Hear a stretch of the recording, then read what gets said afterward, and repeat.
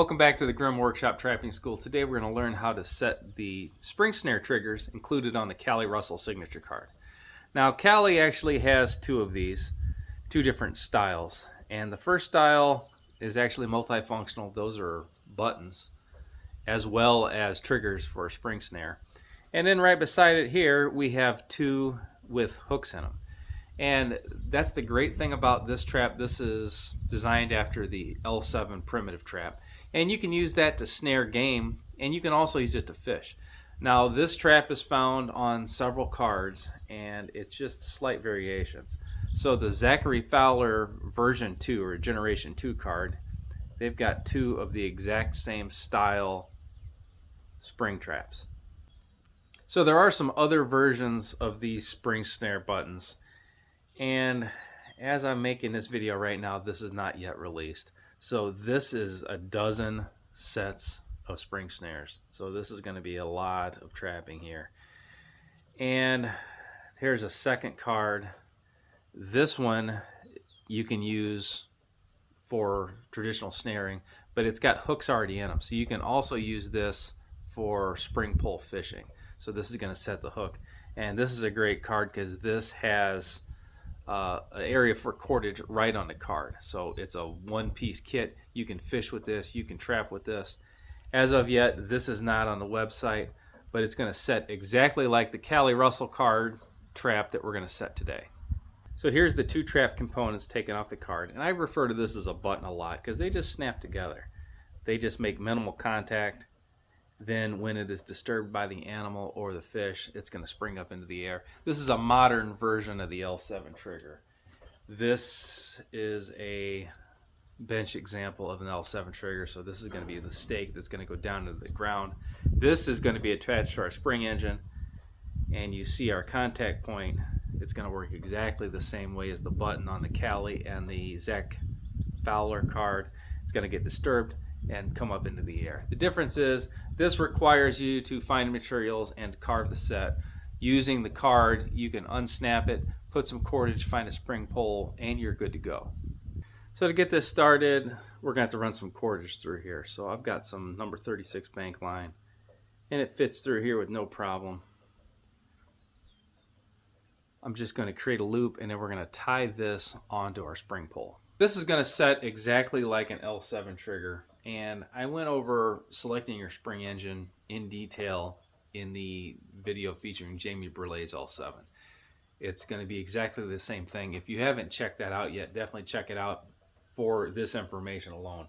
But here's the basics of it. You're going to want to select a spring engine in the field that has enough lift for approximately the animal that you're targeting.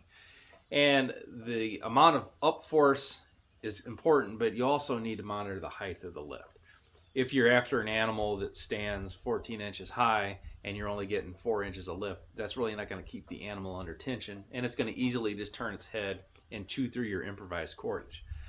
So in this case, we're going to be using this piece of PVC, and I don't want to overstress it. So I don't want to go past horizontal with this. So I'm going to get down and select the area, and I'm going to mark that with my thumb, and then I'm going to tie an overhand loop in our cordage coming off our spring pole. Now with our trap component, with that piece of bank line loop through, I have a loop in my cordage. I'm going to run this through and just tie it off.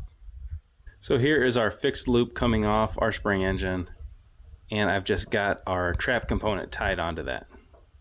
Now we're going to take that second trap component and we're going to tie it to the ground. So you can put a stake in the ground and tie it to the stake.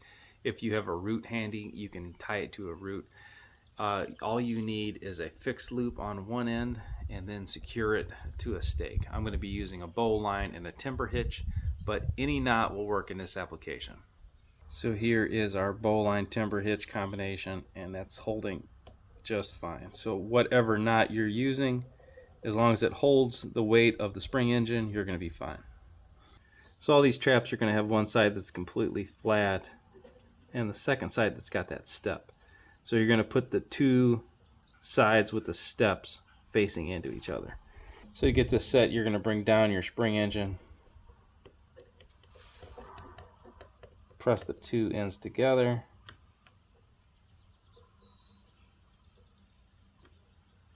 and let it go.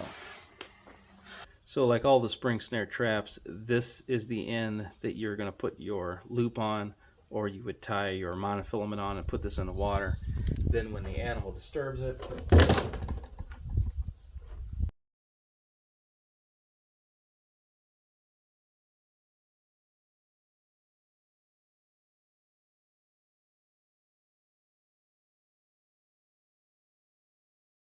so that is a great trap, and I love the fact that you can fish with this as well as use this for game.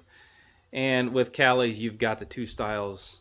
The second set that I did not show has the hooks in it, and this is going to set exactly the same way.